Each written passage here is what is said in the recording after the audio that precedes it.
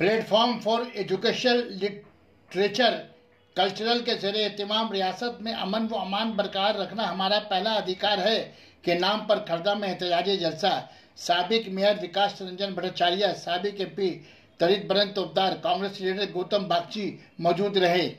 सना medical hall,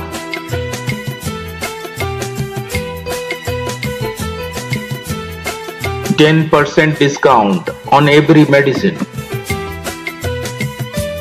Oxygen cylinder also available.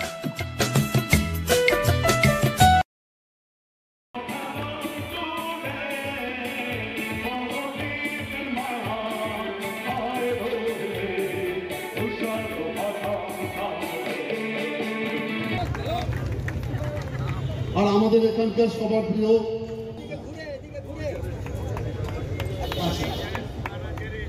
সমর্থন না করলে পাপ হবে, কারণ তারাই একমাত্র পারেন এখন আমাদের বাঁচাতে।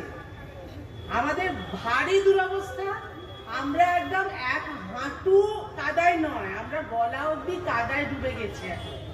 আমাদের ডুবিয়ে দেওয়া হয়েছে। সেখান থেকে যারা চেহারাটা মানুষের সামনে হাজির হবে। কেউ কেউ বলেছিলেন ওর নামে মন্দির হওয়া উচিত।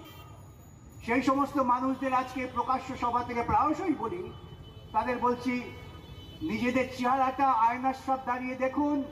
যাকে আপনারা দেবী মন্দির তৈরি করার চেষ্টা, আমরা গেলাম সুপ্রিম কোর্ট, কলকাতা হাইকোর্ট আমাদের পক্ষে রায় দিলেন না। কলকাতা হাইকোর্ট বললেন না এই সেদিন থেকে যাত্রা শুরু হয়েছিল ধীরে ধীরে প্রতিবাদ করো, কেন প্রতিবাদই একমাত্র গণতন্ত্রকে বাঁচিয়ে রাখতে পারে। তারপর আরেকটু এগোবার পর আমরা দেখলাম পশ্চিমবঙ্গের বুকে মানবাধিকার কমিশনের চেয়ারম্যান ছিলেন অবসরপ্রাপ্ত বিচারপতি অশোক গাঙ্গুলি।